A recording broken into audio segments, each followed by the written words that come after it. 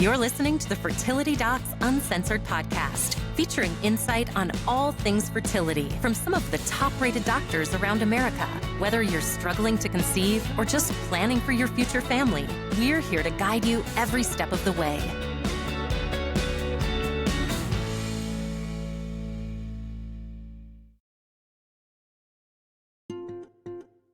Millions of women worldwide swear by Ovasitol, the #1 inositol supplement by Theralogix for balancing hormone levels.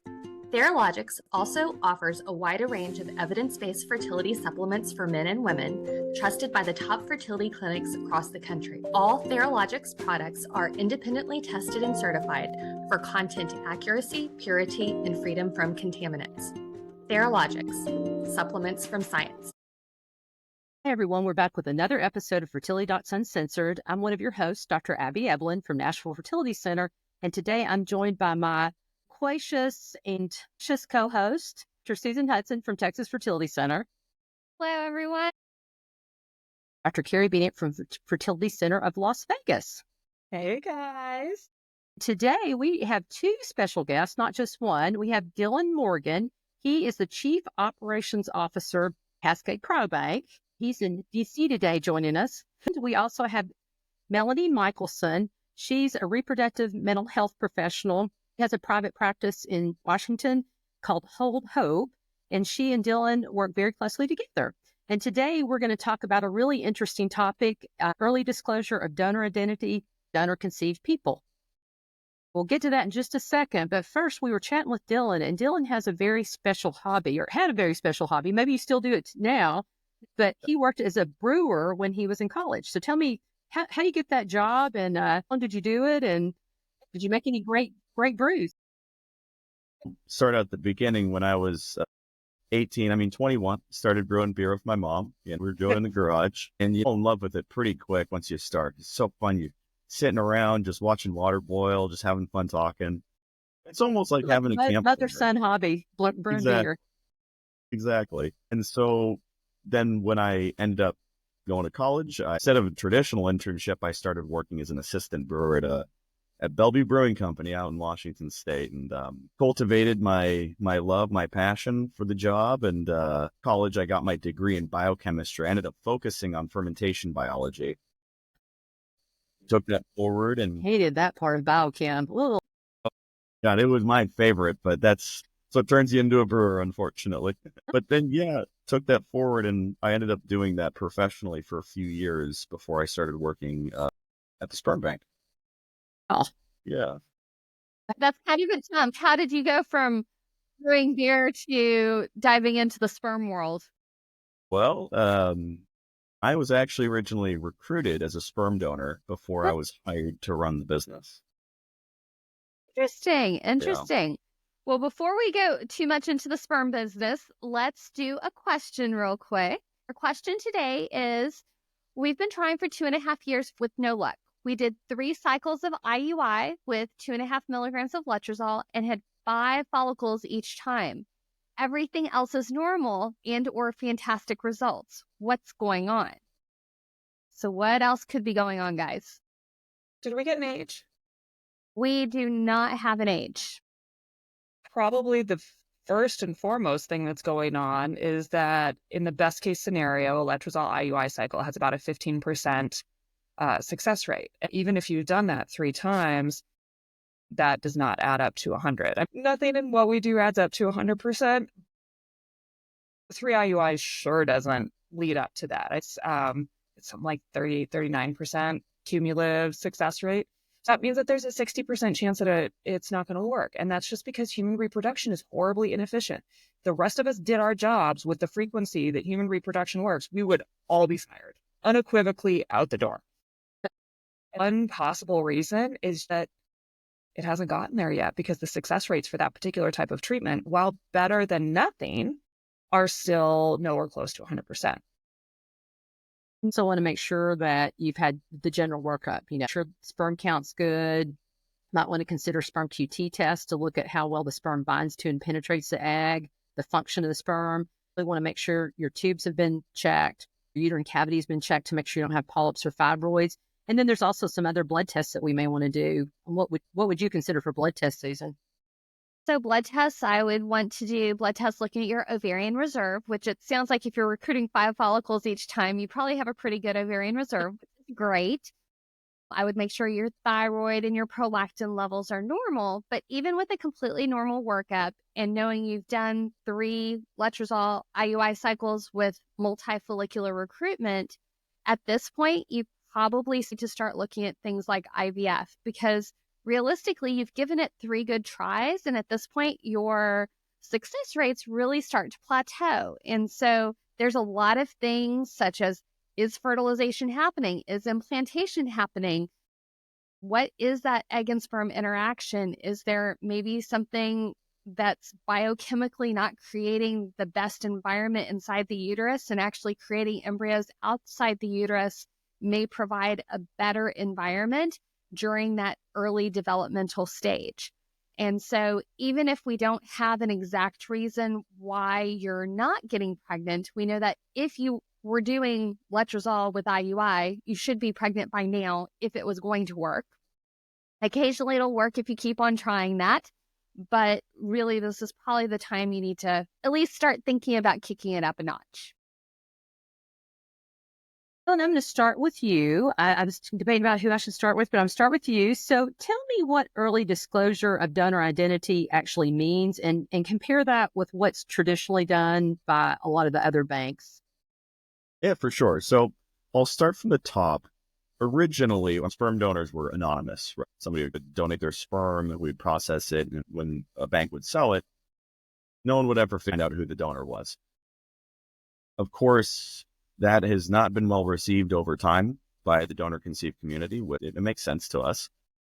So some laws were passed. The Universal Parentage Act put in place something called Open ID, where instead of having anonymous donations, donors could opt in to being this Open ID standard, where once the donor-conceived people turned 18, they could go back to the banks and apply and receive that donor's identity information, which was a huge step in the industry. It was great. It was very well received. People were pretty happy about it. And we met Melanie. She's worked with a lot of donor-conceived people.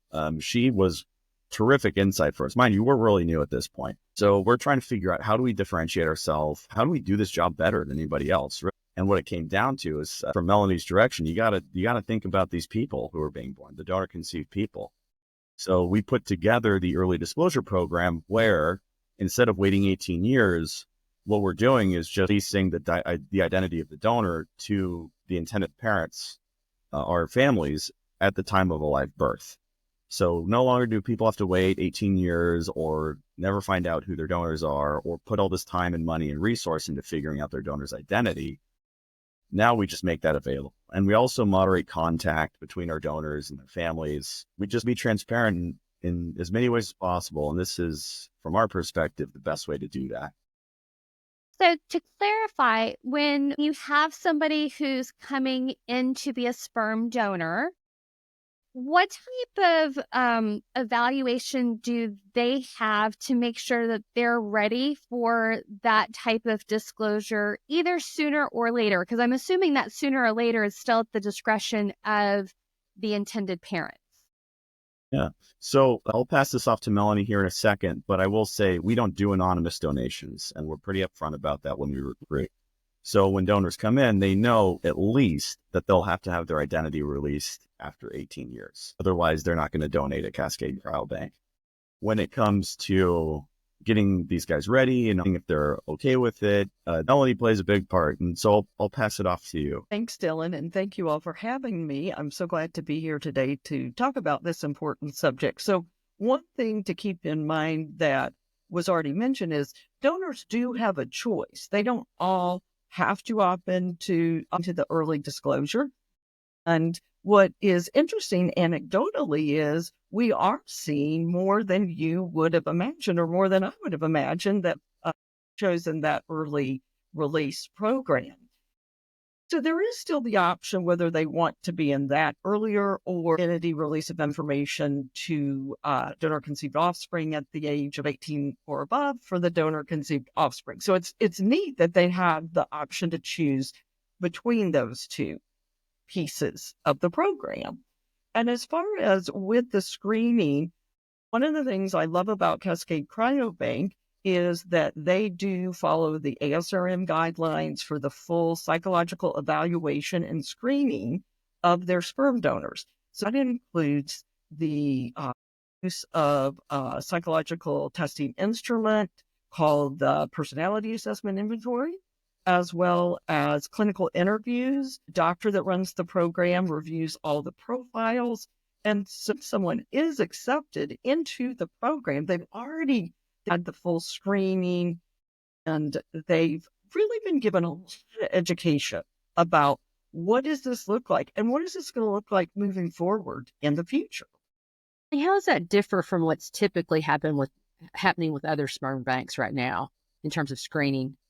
I can't speak to all the other sperm banks, but I will say that oftentimes a full psychological evaluation with psychological inventories are not done.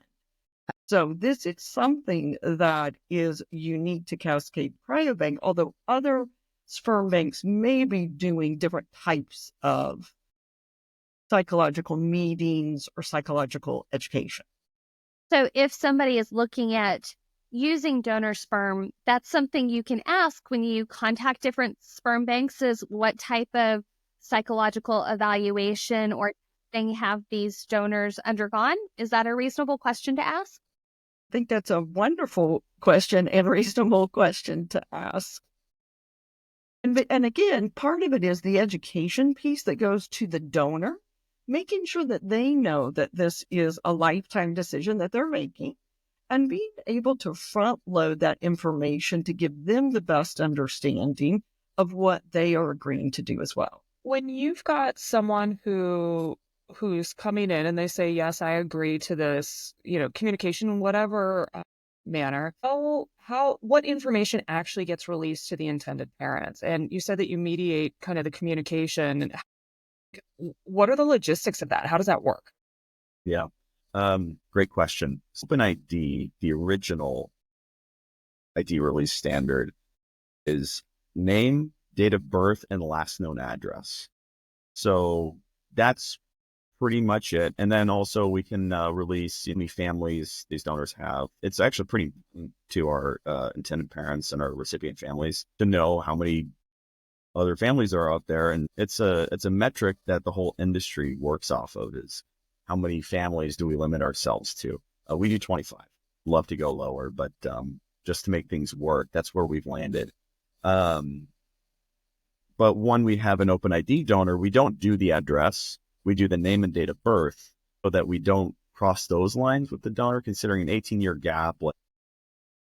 We don't necessarily want to promote having all these people show up at this person's house. So, but that being said, it's simple as Melanie is doing our moderation for our meetings between donors and recipients and families and donor conceived people. And it's as simple as getting the donor's time, getting the family's time, and then getting Melanie's time all structured at the same time, and then putting them on a Zoom call together. At that point, it's up to the donor what they're comfortable to release, what information they're comfortable sharing. And it's different for each of them. Sometimes they're willing to talk in depth about their family and their history. Sometimes they're comfortable with meeting people in person and having them come visit or going to visit them. And sometimes they just want to be, hey, here I am. I'll answer your questions. No further contact, please. So it depends on the donor, really, at that point. How many people have been part of this? Because this sounds like a pretty new thing with your bank. And so have there been many families that have done this yet? And just interested in how that's gone overall. So we started this program just over 9 months ago, and we're just about to have one of our first early disclosure births, and we're all pretty excited about it. Now, in terms of donors, it's just about 45% of our donors have agreed to this. So it's a little over 20 donors have all signed up to be early disclosure. And we have pregnancies for almost all of them all over the world at this point. So we're excited to see. So how does this work with people who are not early disclosure? So 18 years from now, they say, okay, we want this information. How do they go about getting it? Do the parents request it or the child request it at that point and then it's released? Or it would be the child. It's their right to come to us. Being donor conceived through our donors, um, according to the rules as written, they can come to us in 18 years after they turn 18, and essentially we have a brief application for them to fill out, just to basically say, this is my parent, double check that this is the person, and then this is the donor, and then it's pretty straightforward. We just send them the information they're requesting in an email, a phone call, what have you. Melanie, in the mental health literature, I'm interested to see kind of impetus was for bringing this about. I assume that there's just people out there that are donor conceived and not at different times, and kind of what brought this about, and why is this the state of the art now? Well, it's still evolving. Mainly, it's the donor conceived community is really becoming more vocal and more active because the offspring have grown up and are growing up. And we've learned a lot from the adoption model. Even though this is not adoption, we have learned that telling early, telling the child often, helping them be aware of the fact that their parent used a donor to conceive them is really the standard of care now. And that is what we counsel the donors to help them understand that, as well as the intended parents. The difference is also we were finding that more and more people, they were wanting to know updated health information, for instance, sooner than at age 18 or above. Being able to provide accurate information for their child's medical record when working with pediatricians, doctors. The cryobank does donor health updates. Every few years, they gather that information. That's part of the responsibility that a donor needs to understand they have to provide to the bank as well. And so those forces all come together to really make that a package where there's choice, there's more choice. And that's what people are wanting now in this marketplace. So, Melanie, I have a question. What types of improvements have we seen in the literature in when children either know of their origin story earlier than later? What are those improvements that we have seen over decades of learning those types of situations? Well, even though we can say decades, we need more research. There's some research, but we need a lot more research as well. And a lot of the best research has come out of New Zealand, Great Britain, honestly, some other countries ahead of us with that. Dr. Susan Gallenbach and her research and literature is one great place for people to start, and her books to look at that. What we found, though, so far is it really helps with a donor-conceived person's identity formation, and that they have more positive outcome and more positive experiences with their own developmental stages and their identity formation when they are finding out this information earlier on.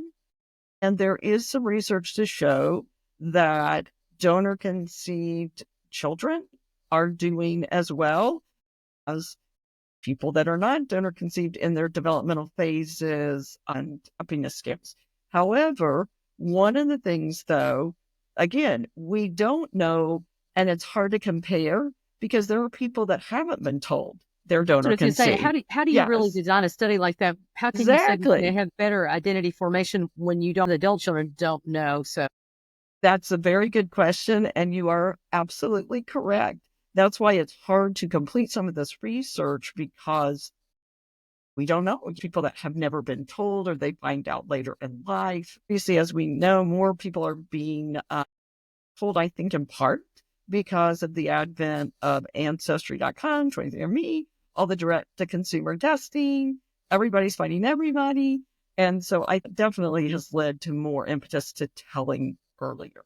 Now, what I think you can draw from that is you can say that children who are told at an early age do just fine, basically. They do. They have found that. Yes. Are there any networks or banks? I mean, obviously, the sperm banking industry has gotten larger over time. And sometimes sperm banks buy other sperm banks and things merge and divide and things like this.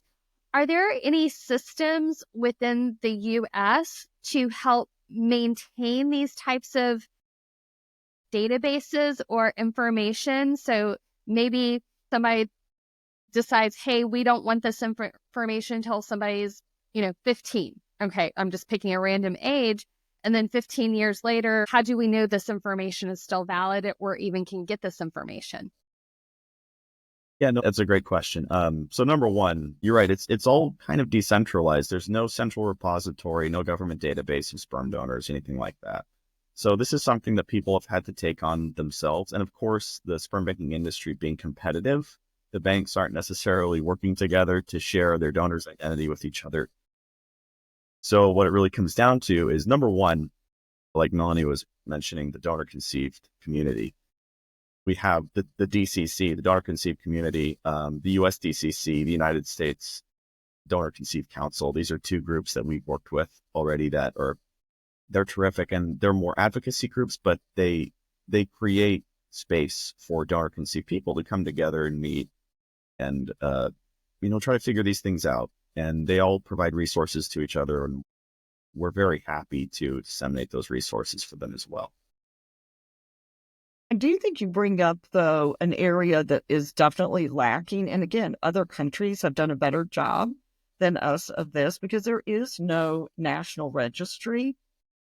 There are places like the donor sibling registry that people can go and sign up on as donors and as parents, as well as offspring. And then oftentimes sperm banks and egg banks do a good job of doing their own internal registries, especially sperm banks where the intended parent can meet with other people who have used the same donor. So there are more informal ways, but yes, it is an area that needs improvement. Absolutely, yeah. Just curious, Dylan, when you mentioned that you said about 45% of your donors are open to open identity, but that means 55% are not. But those 55% still know that down the road, their identity is going to be open at some point. Why would they not be agreeable to do it now? I guess is my question. That's a terrific question we're trying to figure out ourselves. I mean, in a sense, I think the idea of delaying the inevitable is just enough to be comfortable with the idea. Like, oh, in 18 years, I'll have been able to process this and I'll be able to deal with it down the line. And of course, a lot of our donors are in their late 20s, early 30s. So they're still young men, making their way in the world, trying to come into their own. And so maybe thinking, in 18 years, I'll be more presentable to a family, to children and these intended parents, which you understand. I think it's a reasonable perspective, considering I want to be like, oh yeah, no, I'm going to college, working part-time, living with a couple roommates, and I'm a sperm donor right now. In reality, it's like, hey, listen, you're in college, you're smart, you're doing a good job, you work hard, and you're a good person. But at the same time, makes sense. But then some people have a more nuanced perspective where they understand what I just said. I am who I am now. I'll change, but not too drastically in 18 years. So I may as well just present who I am right now to these people and be open about it. And for people find this information out one way or the other. These families, of course, this is important information. The donor conceived people want to know where they come from. This is, like Melanie said, important to their identity. A lot of times, even if you're anonymous, people will go to lengths to figure out who you are, what your name is. And so this is a way for us to help control that release of information. So, hey, maybe you signed up to be anonymous, but somebody came knocking on your door and it's one of your donor conceived children, and you weren't expecting that. Now you have some ill feeling toward the process. I regret being a donor. I wish I didn't go to that sperm bank. Now we can just confidently say, hey, listen, this information is getting out there. We're going to release it. We're going to be controlled about it. And we'll respect your boundaries the whole time. But just so you know, if somebody wants to meet you, we'll at least be able to tell you first. We'll be able to come to you and say, we have some people who want to talk to you about this. Melanie, to that end, what is the reason why families would not want early disclosure? Why the families themselves would not want to meet the donor? Would they Is say, that what you're I'm saying? not going to this cryobank because I don't want to know this information? Oh, The good news about that is, and what, again, part of the education process is, this isn't reciprocal. So the donor doesn't necessarily get to reach out to you if the Right, yeah. donor chooses either of those, early or 18 or above.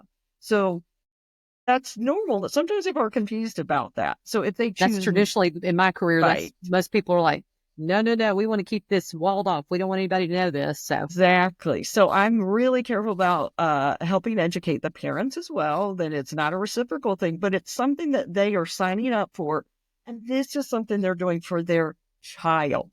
right. I know that when we work with people in the beginning, they just want a baby. They just want to be parents, right? And I talk to them about how it's all about you right now. But when we have this hopeful pregnancy and baby, it becomes about that child. And it becomes about developmentally what is needed, what is appropriate, what information are you going to want to share with your child. So really, we have to talk about the focus of the future and their child, right? At the same time, providing the safety, like you say, to realize these are options. It's an option you're picking for your child. And that's wonderful that you're giving your child the future option, because not all donor conceived people are going to want to find their donors. Now, the majority do. Not all are going to want to find them early. Not all are going to want to find them when they're 18. Sometimes at developmental, it's when they themselves go to have children. Or so that's the one thing we know about donor conceived people. There isn't one size fits all. We can't put a mold over that.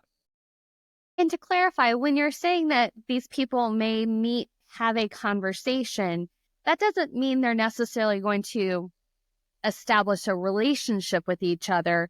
Some people may eventually, correct, but a lot of people may just exchange basic information. This is who I am. This is who I've become. Is there any other things in my family history that have happened that I should be aware of? So a lot of it is actually more transactional than relationship wise. Is that correct? That is correct. And what I would also say is, again, this is a lifetime. This is a lifespan. And so what you may want to find out in the beginning is not what you are maybe going to want to know later. So I talk to people about that. What do people want to know when they search for their donors, especially 18 or above? It makes sense. A picture's worth 1,000 words, right? They want to know, what does the donor look like? Do I look like the donor or not? They want to know updated medical health history. They want to know, often, does the donor themselves have any children that they are raising? And beyond that, what I always find fascinating, oftentimes the adult donor conceived people, once they have that basic information, they really want to know about, do I have donor conceived half genetic siblings out there? And it makes sense because those are often going to be their peers, similar in age. And it's really a special bond that they develop with those siblings, sometimes even more than the donor, or they want to know more about that piece of things. Dylan, have you met with or communicated with any of the donor conceived children that may have been related to your donations? Have any. As soon as I was brought on to develop our distribution site. So before I was here, we didn't sell sperm. We were just collecting and processing. When you are behind the scenes and you see who's making purchases, it's a pretty significant ethical concern if you say, oh, hey, look, that person bought my sperm. So Yeah. I don't have any inventory, of course. I made that jump, essentially. Any last comments you guys would like to make before we close? This was a really interesting topic and one we've really not talked about. 4.5 years of doing this. The sperm banking industry, the fertility industry in general, it's going through like a pretty interesting period. There's been some developments in legislation, like in Colorado. There have been more significant voices in the field talking about some of the pros and the cons of the sperm banking industry as it is. And you'll see companies like ours, not to self-promote too much, but we're trying to make differences. And there's other sperm banks out there and sperm donor matching services who are trying to make positive impact in some of those places, including ID release. Known donorship is another whole option that I can't really get into right now because it's a whole nother side of things. It's got its own conversation, but Now, especially for intended parents who are looking for sperm from a sperm bank, there's a lot of resources out there right now too to learn about how to choose donors, how to choose a bank. And I would also urge you, if you're looking for sperm, go consider, absolutely read into donor conceived people, look at the DCC and the USDC, learn about these organizations, become members, and immerse yourself in these networks. They're very knowledgeable. They've been doing this for a while. We love them, we respect them, and they play a huge role in what we do. So yeah, it's a great time to be really mindful about this process. And you have a lot of options now. There are way more options than just, this list of a couple sperm banks that everybody knows about, and they're the options. No, you Lot have to consider. a lot to consider. So make those considerations. It's an important decision in your life and the life of your potential child. Any final words to parents out there that are trying to negotiate this decision and decide what's best for them? Well, I would just say it's a complex decision. And for many people, it's a loss and a grieving if they hadn't considered using a donor and moving from thinking of using their own gametes to using a donor. So I would highly encourage, of course, I'm a big believer in mental health. And I love when we get to see parents and people that have the questions, and we want you to know that we are here again for the lifespan. I love to provide the education. Love that we can all work collaboratively with the wonderful doctors like yourselves that are showing an interest in this, and with the banks. And if we all come together and continue this communication, that's in the best, obviously, terms for long-term family functioning and the best interest of all the people we see, donors, intended parents, and the clinics and agencies that serve them. So I'm just very, very thankful be a part of this and to be learning something new all the time. Many different ways to have children, and I just applaud both of your efforts in making this something that's a different origin story for a child. And the heart of it is it's want to be parents, and I think it's great that you're making this not something that you should be ashamed of, but something that you should compass and embrace, and have the family that you desire. So thank you so much for joining us. And our audience, thanks for listening. Tune in next week for more. Be sure to subscribe, leave us a review in iTunes. We'd love to hear from you. You can also follow us on Instagram or Facebook. So hop on and leave us a like or a comment. You can also visit fertilitydocsuncensored.com to submit specific questions you have about infertility. All questions will be answered on the podcast anonymously for our Ask the Doc segment, so don't hold back. We love to hear episode ideas as well, so let us know what you are thinking and want to hear. And as always, this podcast is intended for entertainment and is not a substitute for medical advice from your own physician. All right, we'll talk to y'all soon. Tune in next week. Bye. Bye.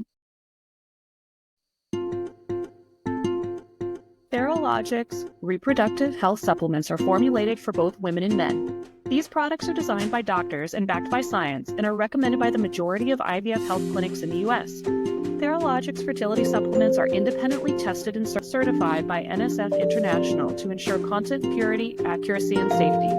If you're ready to start your family, Theralogix has you covered every step of the way.